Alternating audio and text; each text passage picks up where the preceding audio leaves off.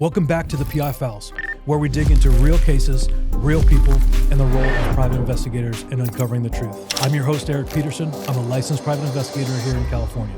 During my career in law enforcement and private investigations, I've interviewed thousands of people. One thing I've learned is that the person everyone thinks has it all together is often carrying the heaviest burden. Today's guest is Bill Henry. For nearly 4 decades, Bill built a successful executive career in the wine and beverage industry. On paper, he had everything: success, travel, great food, and fine wine, and an incredible career. But behind the success was a battle with alcoholism that nearly cost him his life. His rock bottom wasn't a jail cell or on the side of a road. It happened in a luxury hotel overlooking the canals of Venice, Italy, when his wife looked at him and said, "Bill, your eyes are yellow."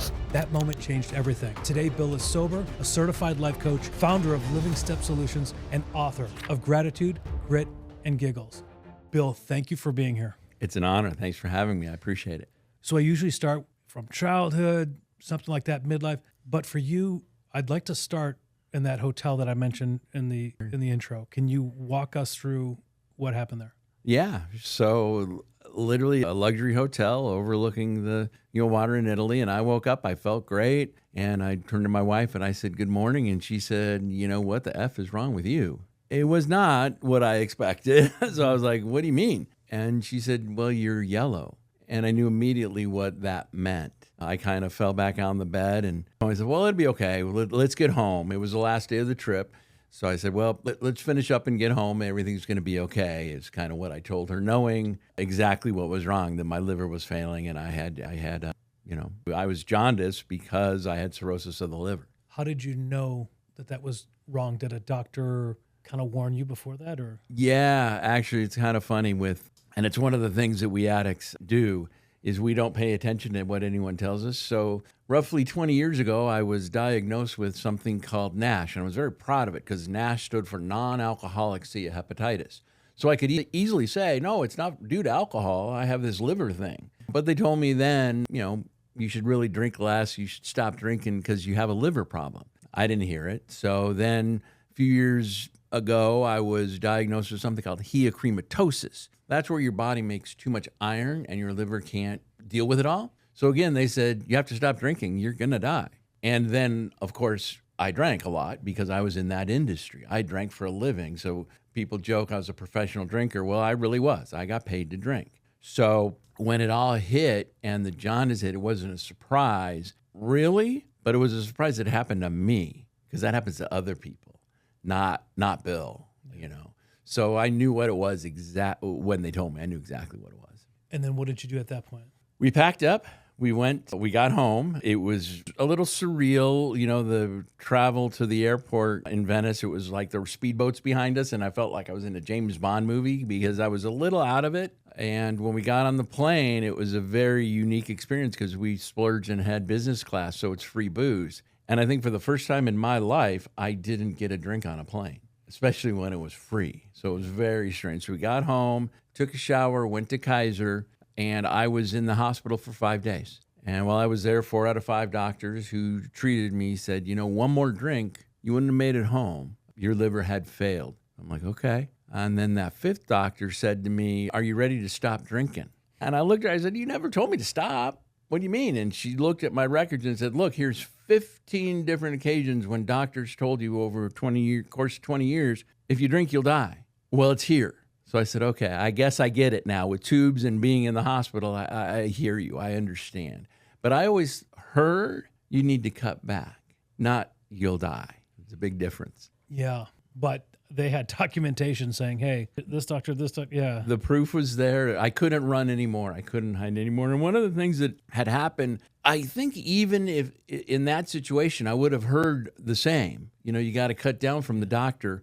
But when we were in the airport, my wife turned to me at one point as we were going through luggage, checking the luggage, and she said, "Are you going to make it?" And I looked at her and, I really didn't know. So what I said to her was, "Honey, we had a great run." And she literally broke down in tears and fell to the ground. And at that moment, I decided I wasn't going to do anything to put her in that position again. I could die tomorrow. I could get hit by a bus, but I'm not going to do it. And that was the moment that I decided this is enough. So I had decided before they even told me I had to in the hospital. I decided that I was going to stop drinking then. Was there any reaction other than the visual thing that she caught? Anything in your internally that you felt either traveling on the plane before you went to Kaiser that you were like, yeah, this is hitting me different, as opposed to that what she saw? Not really on the plane so much, but we had been on a cruise, and it was a all you can eat and drink luxury cruise. It was really great, but I kind of looked like Shrek the whole cruise because I was really bloated. I couldn't even put on my shoes, and we thought it was like the air pressure in the plane. It didn't dawn on us that I had this for 2 weeks, and that was the water my body was holding because my liver couldn't get the water, the fluid through. So I felt different physically, but I didn't really put all the pieces together until, days later in the hospital when they told me what liver disease does to the body. And now I understand that. But at the time, I didn't get it. What was your drink of choice? I want to say wine because I was a fine wine guy. That's what I sold. And I have all these letters after my name that say I'm an expert at it. But the real culprit was gin. I love gin. But you were in the wine business, so you were exposed to that, and you probably had unlimited amount. Sure. And actually how it happened was kind of funny. I left the wine business for a little bit and went into sales training, and I had a company to do that. And so I wasn't in the wine business for a brief period of time, and I realized how expensive wine is. And it's really, really expensive by the glass. So I could get kind of a crappy glass of wine, or I could get a really good martini for about the same price. So I started drinking martinis and realized, oh, this is much more fun. And so that's when I made kind of that switch. So even when I got back into the fine wine business, I was still having 2 or 3 martinis every night at home. Just like right before you go to bed, or just Yeah. anytime. Yeah. Yeah. So then what happens after that initial 5-day visit in the hospital? Well, in the 5 days, one doctor said they were just going to release me now so I could go get my affairs in order and get ready to die. And I'm like, well, I'm not accepting that. There's got to be something we can do. So finally, one of the doctors said, well, there is one chance of survival, and that is a liver transplant. So I said, okay, sign me up. What do I do? And they said, well, you have to quit your job because no one's going to give a liver to someone selling booze. They'll never believe you're not going to use. I'm like, okay. So actually that day I called my boss. I said, I'm done. And they said, well, what will you do? And I'm like, I have no idea, but something I'll figure it out. Yeah. So I had to, quit the job. And then the other big one was you had to be sober for at least 6 months. And by sober, they don't mean not drunk. They mean no drinking, to the point where you can't use the nighttime NyQuil. You can't take NyQuil because it'll test as alcohol in your system. You can't have vanilla extract because when you are in line for a liver, there's one liver for 100 people. So they pick and choose who gets them. And another thing, and this is a little commercial for those of addicts out there for AA, if you're not doing specifically a 12-step program, most places that do liver transplants will not give you a liver. And the reason for that is a thing that's proven to keep more addicts sober than anything else on the planet. So once you're involved in that, then you have a chance to get a liver. So what did you end up doing to get to that 6 month? And how are they just randomly testing you? Yep. Randomly tested when you're trying to get a liver. You never know when it's coming. And I started going to AA meetings, and I was going to 2 or 3 meetings a day for 90 days. And then it got to be routine. And, here it is a little over 3 years later, and I'm still, sober. So what year, how many years later? 3 years. Okay. Why 2 or 3? I mean, I believe I know this answer, but did you need that 2 or 3 meetings a day? Well, there's a saying in AA, I want to go to enough meetings where I never feel like I need a meeting. Yeah. And that's where I was coming from. I'm the type of personality that I jump into whatever it is. I don't take anything I do kind of easy. So if I was going to do the program, I was going to do the program. And I jumped in with both feet. And as a result, I ended up doing recovery for a living. And then the recovery coaching turned into what I do now, which is life coaching. And I definitely want to get into that. But at some point in the book, you described yourself as a professional drinker. You talked about like the 3 martinis a day. Is it something that just kind of took over? You didn't enjoy it? Was it like just part of your routine? Yeah, it was part of the routine. And I mean, there were 2 sides to it. One, someone say, you probably have a problem with alcohol. I'm like, yeah, so? I have a great marriage. I have a great career. I drive nice cars. I've got a good house. Everything's fine. So what? I didn't realize the damage it was creating. And it wasn't until I got into sobriety that I realized, as I say in the book, I was a jerk. I changed my whole personality. I got back to the guy I was in my early 20s, a nice guy, a guy who cared about people, a guy who could take a situation and fix it rather than make it worse. I used to have this thing called Ugly Bill, and he would come out when I was drinking, and he would just win an argument at whatever cost. Whatever I had to say to win, no matter how much it hurt you, that's where I was going. And that guy's gone. He's put away in a little can, and I hope he never comes out. But the first time I thought maybe I should cut back, I was with my father-in-law. We were at a breakfast in Arizona, and I had some friends join us, and he was in the business too. So it's 9:00 on a Tuesday, and he said, "I'll have a Makers and orange juice." I'm like, "That sounds good. I'll have one of those too." And my father-in-law looked at me like, "What, are you crazy?" And I'm like, "Well, what's wrong with you? Everyone does that."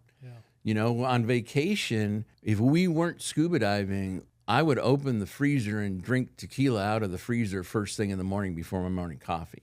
And it didn't seem strange to me. That was, looking back, oh, yeah, those were signs. But when you're in the addiction, you don't notice them. But how about your wife? Did you do that where she wouldn't see you, or would she maybe socially drink with you, or how did that affect? She drinks, and she's what we call a normie. So she can drink and walk away from it. The person who's in addiction, it's actually a disease, and it's not controllable through willpower. You have to build up tools and understand how to correct the disease. It's like if you were a diabetic and you needed insulin, you'd have it every day. If you're an alcoholic and you need booze, you need to figure a way to, a medicine to take care of that. For me, it's AA. For other people, it's other things. But yeah, she would see it and concerned about it, mention it, but it was never something that she chose to have an argument about or a fight about. And I'd always make a convincing case. Well, it's my job. I have to drink. Relax. It's okay. It's part of my job. It's normal. And that's interesting because sometimes when you think of alcoholics, because I've been around people that we've had to arrest for drunk in public, things like that. And this one guy over 300 times, and he, in the sun, it was part of his life. He was like a Teflon Don until he wasn't. But you think, oh, well, that's an alcoholic. But you had a very high-level job, and you were functioning, where a lot of people are doing the same thing as well. And it's just different because sometimes you think that that's okay, because I'm competing at this high level in this career. Is it more dangerous being like a high-level functioning or high-functioning alcoholic? I don't know if it's more dangerous, but it is dangerous. The first step in the 12-step program is realizing that you had no control over alcohol and your life was unmanageable. First part was easy for me. Yeah, I have no control over it. I'm going to drink. I'm going to drink in the morning. I'm going to drink in the afternoon. I'm going to drink in the evening. It's going to be what it is. But unmanageable, I didn't realize what that really meant until a therapist pointed it out to me, that I spent a life trying to get people to drink more. Yeah. And now I help people be the best they can be. I help people who are in addiction get out of addiction. What could I have been? What could life have been had I not spent so much time just saying, yeah, I drink too much, so this is good enough. I'm in this business. So that was unmanageable. That truly didn't allow me to be the best I could be. So is it dangerous? Yeah, because you're not functioning in sobriety. A lot of people in addiction start out their addiction to hide, to cover up trauma, to do something like that. For me, that wasn't the case. I had no trauma really to hide. I just liked the effects of it and thought I could get away with it. Yeah. And in the end, you just don't. Can you go back to the process of getting the liver? Do you know where you got it, who gave it to you, and that history? Because of HIPAA, we don't know who or where it came from. After a year with a liver, with an organ transplant, you can write the hospital, and then they can forward your letter on to the family of the deceased one. And I've chosen not to do that. And to be honest, that's a challenge for me, because on one hand, I want to thank the family, but on the other hand, I don't want them to have to relive the trauma of losing somebody. Yeah. It's a tough decision. So I've chosen not to, but I know people who have, and it's been a beautiful thing, and they've actually got to meet. But you never know at the beginning where the organ comes from. And they have these things called dry runs, which are just horrible. So my first dry run, they call me, and I had my transplant done in the Mayo Clinic in Arizona. So we had to go there to get it done. And so they called at noon and said, okay, we think we have a match. Get ready to go. We'll call you at 9:00 at night. So they called, and I won't go into all the details of why it works or doesn't work, but they said, no, not going to work out. Don't bother. So we were already packed and stuff. So we leave the car packed for a few days. Then they call and say, okay, we have a liver. Come on down. Be here by midnight. We're going to be going at 6 a.m. I got to the point where I was on the gurney and they were about to wheel me in the room. And the doctor came and said, we don't like the way this liver looks. We're not doing it today. That was a lot of serenity prayers. That was a lot of prayer. But then 3 days later, they called and they said, okay, and it took. And then because I did it out of state, it's a 30-day recuperation where you have to stay near the doctors for 30 days. But the transplant itself for me was easy. I just slept. It was my wife that was going through the trauma. But then 3.5 days later, I was ready to go, out of the hospital. And kind of, I'm blessed if you read a textbook on how it's supposed to go. Mine went like that. Unfortunately, I know a dozen people who it wasn't like that for. I know a couple people who didn't make it. So it's, it's funny when they do a liver transplant, they literally take every organ out of your body and rest them in little places and then put everything back in. So when I think about it, it's wild. But for me, it was, I was fortunate. So from the time that she noticed your eyes in Italy and you got on the plane, went to Kaiser, to the time that you got the transplant, how long was that? A little under a year. Okay. And were you experiencing any sort of issues during that time? I didn't have a lot of issues. A lot of people, because there's special groups, therapy groups for people who have cirrhosis and need a liver and are addicts. And in those groups, I met a lot of people who had a lot of symptoms. The bloating and dizziness is the most common two symptoms. I didn't have any of that. I was really lucky, so I'm not really. What was your first AA meeting like? It was crazy. I went to this place. I won't name the name, but it was a big meeting. There were 50 or 60 people there. And, to them, it's all routine because they do it every day. And for me, it was all new. So it was a little intimidating, but I knew that this is what I had to do to be well. Yeah. So if they would have told me I had to dance in public in a pink tutu, I would have done that because I wanted to live for my wife and I wanted to get better. So it was just, I got to go through this. I got to do this. It's what I have to do. Does that make sense? Yeah. Yeah. I've met some pretty highly successful, business people that have started some great companies and things like that. And at some point they've gone through addiction and they've met some really other high level people, like in AA. So I imagine there's a bond and there's just, I would imagine there's something about it. Yeah, there is. We call it a fellowship, but it's definitely a fellowship. And one of the things that's to me magic about it is that I still get to travel. I'm blessed to have that, and I go to different meetings in different places in the country and in Europe. And the meetings are the same. We all have the same last name, we say. But that's really all I can talk about the group because anonymity is a large part of the group. So for my personal one, I'm out in public and talking about it. But for others, I need to, So after the transplant, you're looking to start a new career, right? Mm-hmm. And so what did you end up doing? Well, when I was before I got the liver, then they put me in group therapy. They said journaling helps. I never journaled in my life. The whole concept of it was crazy. I'm like, I am not writing. But then I started to write. And I'm like, okay, if I have to journal, I might as well make it a book. So I wrote this book. And it was originally supposed to be me pontificating on all sorts of different subjects I know nothing about. And the book ended up being me pontificating on two subjects I know nothing about. But using those two subjects as an example, this was what a jerk I was. And now I'm trying not to be. I don't know that I'm 100% successful, but I'm getting there. Did you have to do your own research and talk to people and go, have I been a jerk to you? Yeah, I did a lot of that. One of the parts, and it's a famous part of AA, so I'm not speaking out of school, is making amends. So you do your apologies. And I learned a lot about me through that process. Yeah. People were honest. They were honest. Yeah.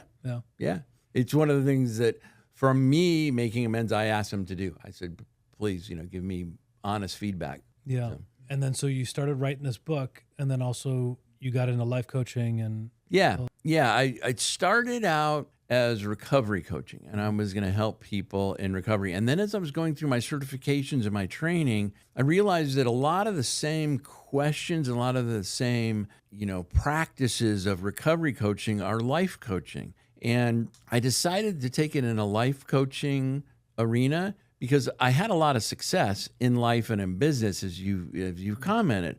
So I can really help people do that. But my kind of background is in the coaching is recovery. So recovery coaching still sits kind of in the background now, but it's really life coaching that's my calling, I think, to help people. And there's this thing I like to say, I want to work with people whose lives are at an 8. Everything is really, really good. Let's see what we can do to make it a 10. That's kind of... Yeah, I think it's interesting that you've kind of combined both the life coaching and the recovery coaching, because I think a lot of times people are going off the path and they need to be pushed back on. But I think that sometimes an addiction or some of the things that you were experiencing or other people that you have helped or been in AA with, you can see those signs of things. Just like I said, there's a lot of successful people that, they'll have those addictions and then maybe have those friends for life. I think it's an interesting combination because sometimes you just see life coach and that's it. Yep. But I think it's great because of that perspective. Well, I think that for me and many people that I, call dear friends, the 12 steps, we think they should be taught in elementary school. I mean, it's a great outline to live a life. I sometimes think it's unfortunate that the rest of the world doesn't get to know them. And I don't bring them to life coaching, but they're in the background.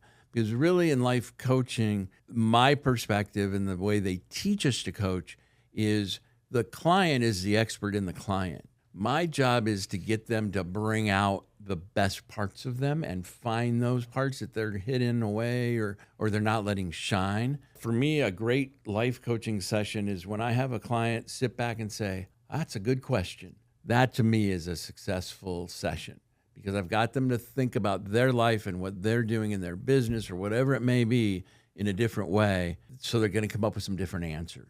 Yeah, and full disclosure, I've been working with Bill. I'm telling you, you don't know you need it until you start doing it, and because you don't know everything. Whether you're in the public sector, the private sector, it doesn't matter. There's so many nuances and so many things to learn, and you need to organize and have somebody helping you, and it's amazing. Speaking of somebody helping you, let's talk about your wife. How crucial was she during this entire process? You mentioned the transplant. I believe you dedicated the book to her, right? Yep, dedicated the book to her. And the short thought is I would not be alive if it wasn't for her. It's simple fact. She was supportive from day one, moment one, after she picked herself up off of the airport floor in Venice, and she never blinked. Everything that was asked of her because when you have a transplant, you need someone to take care of you for the first couple of weeks, and she did everything. So yeah, I adore her, and I keep a gratitude list. I do too. I'm a huge believer in gratitude. As a matter of fact, science tells us that there's only a couple things that can change our subconscious. Gratitude and joy are two of those things. So I'm a big believer in gratitude, and she makes my gratitude list every morning and pretty much every evening. So, yeah. What would you say to somebody who's a spouse that's kind of watching somebody self-destruct, like, probably worse than what you were going through? Gosh, that's a great question. And I think two things. One, they're not doing it to hurt you. And two, you can't change them. Yeah. Those are the two. In any part of your book, you talk about faith and faith in God, or I think the entire book is from a faith perspective. I was born and raised a Catholic. For political reasons within the church that I won't go into, I left the church. Luckily, my best friend never did, and he brought me back in. And it was real easy to come back in because AA is a spiritual, it's not religious. They don't teach a religion, but it is spiritual and belief in a higher power. And that part of the whole program and fellowship was super easy for me to jump in. So yeah, I believe I try to take the word proud as it relates to myself out of my vocabulary. I have nothing to be proud of. I have things to be grateful for. The fact that the book is published and there, and I got to do a little self-plug, hit #1 on bestseller on Amazon for Alcoholism, that's a gift from God. Yeah. I'm grateful for that, but I don't want to be proud of that, because if I start to get proud, then that guy who I locked in the can starts to come out. For me, the challenge and why I go to a life coach is I need to shine bright and stay humble. And those two things are opposite. So to try and do them, I can't do it by myself. I need help. Yeah. You mentioned your son in the book. You said you were a shitty father. Why did you write that? What did your son teach you about this process? Oof, I don't think we have enough time. I don't know that my son taught me much because I wasn't a student. I wasn't going to learn. That ego that I kind of just referred to was in the way a lot. And the ego came from being the center of the universe. So to kind of sum up the chapter about what a crappy dad I was, it didn't revolve around me. It had to revolve, parenthood should revolve around the kid. And I was at a place where everything still had to revolve around me. And as a result, I did not do a good job.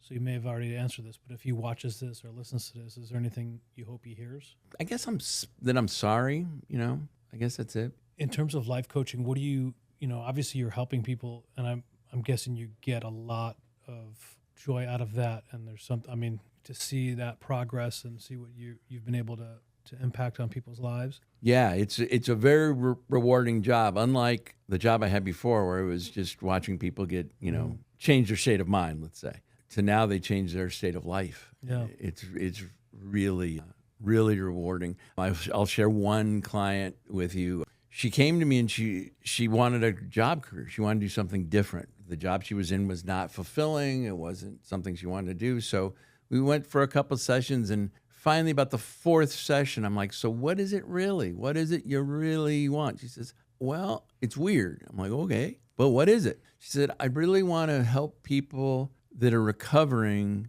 from human trafficking.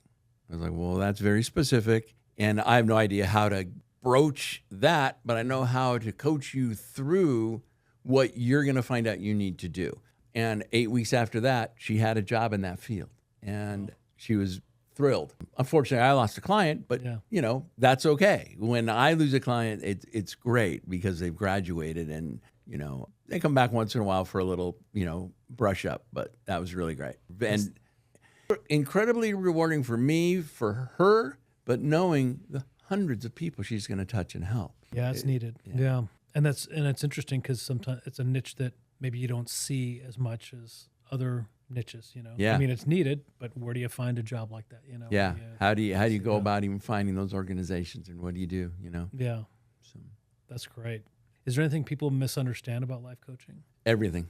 Tony Robbins, God bless you, but that's an inspirational speaker, motivational speaker. Yeah.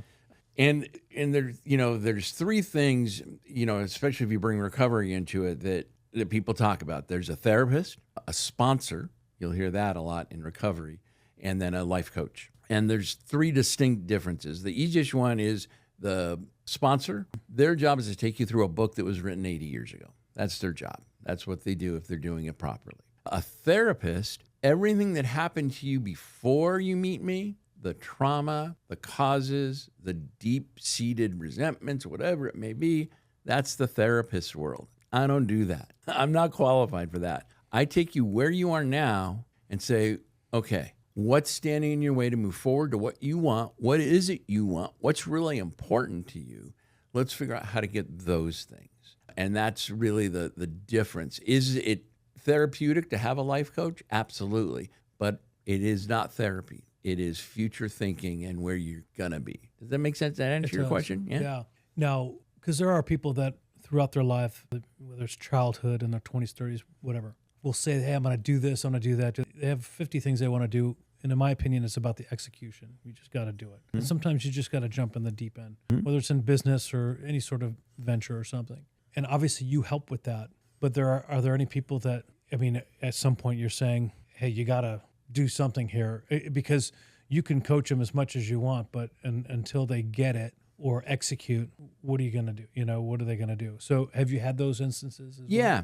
There are, I can think of one very specific incident. I won't share those particulars, but they had to just do it. Yeah. We'd done all the work. We had the roadmap. We had the goals, the next steps, the interim steps, the big goal. But they had to start, and it took a while for them to start. So every once in a while, it's questioning to get to a point. But yeah, there's been a couple of times where I had to be that extra little push. But I'm assuming you could kind of pick up on that pretty quickly. Yeah. Yeah. How about manifestation? Are you a believer in that? You see these videos on social media, you see all this stuff. And I mean, there's some gurus out there in terms of that stuff. Hey, writing it down, thinking about it. I believe that I am not 1,000% convinced that your mind can do whatever it wants, but I'm 1,000% convinced your mind can stop you from doing anything. Yeah.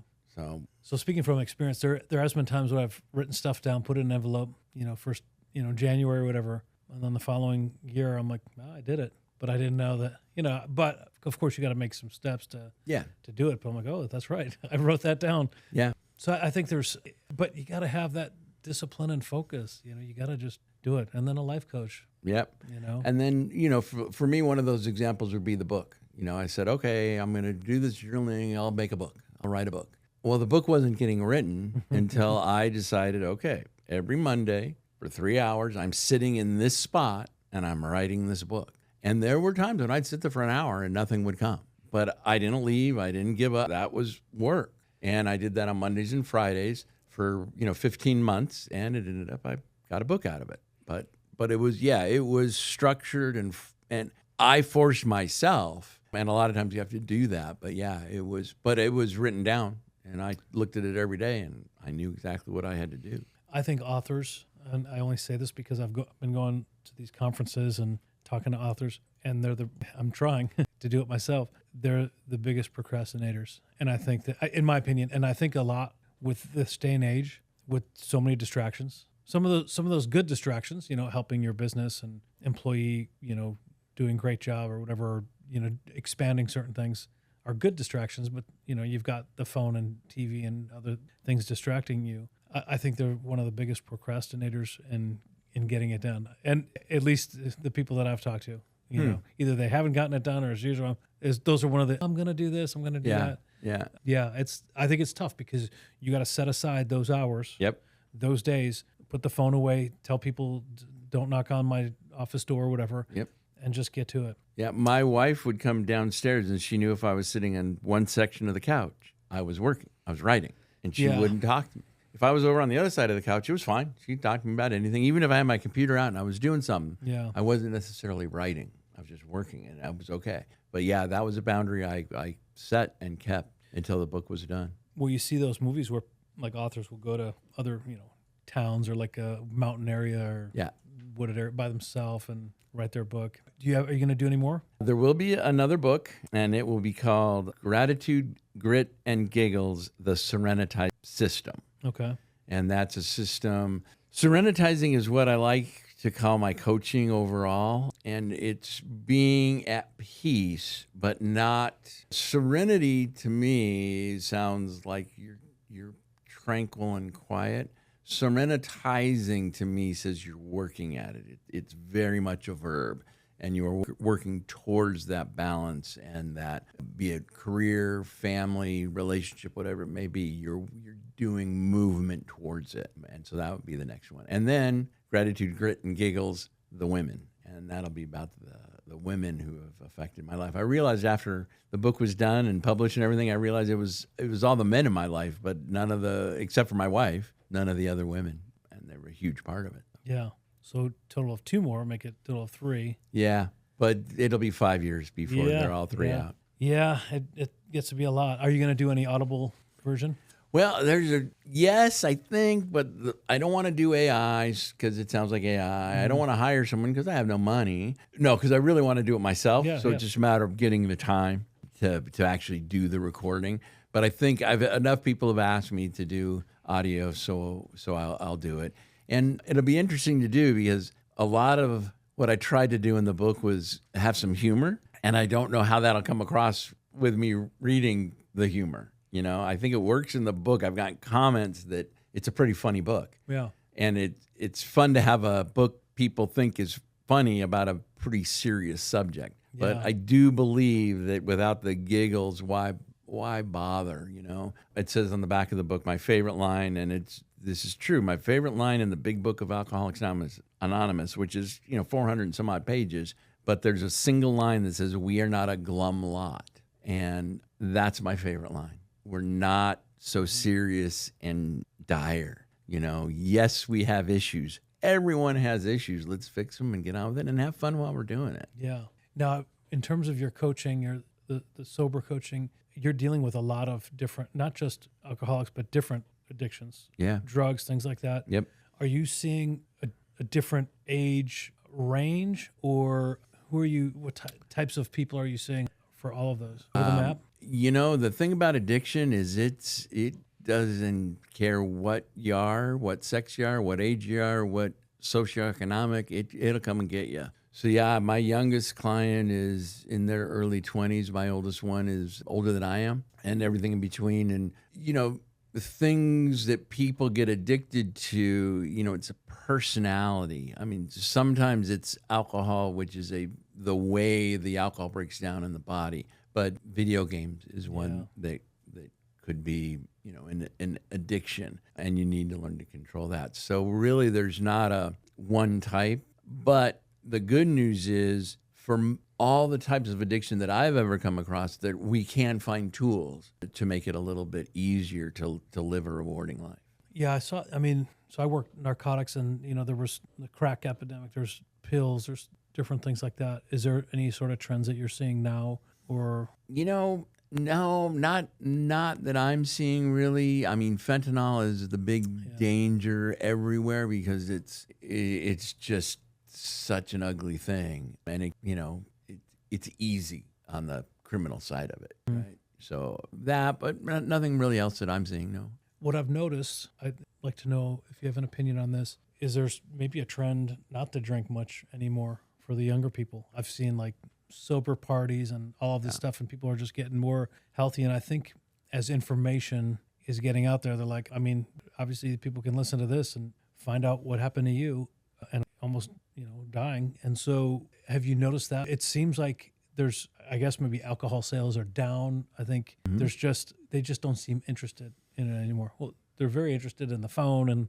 all that stuff, but it's just... that's very true. And there's major changes in the alcohol industry as far as distributors and consolidation. And for the first time ever, they're really a little panicked because alcohol sales always went up. And we always joked, in good times people drink out, and in bad times people drink at home. Well, in these times people are drinking less. Yeah. And it's really never been seen before. So there's a lot of scrambling, figuring out what to do. But yeah, the younger generation are just more health conscious. In all their beverages of choice, the soft drinks, the waters they drink. 30 years ago, you didn't see people walking around with bottled water, but now they do it. The diets, everything is a health trend. And so, yeah, there's a lot of sober parties, sober January, a lot of things where people are just consuming less, which is a good thing.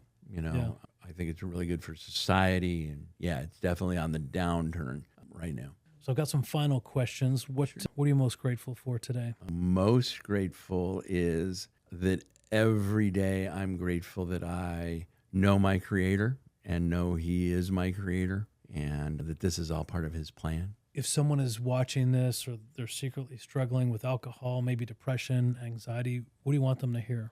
Ask for help. You don't have to do it alone. There is anyone who stigmatizes you because of your addiction is not truly a friend. There are people to help. There are means to help everywhere. Just ask for help. You cannot do it alone. I don't know a single person in long-term recovery that has done it alone.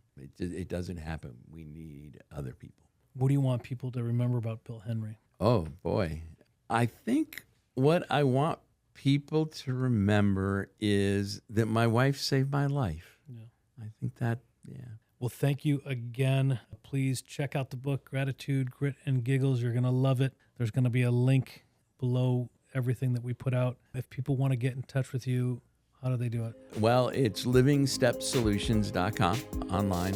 That's probably the best way. Got it. Thanks again. This was really cool. Yeah. Thank you. I appreciate the time.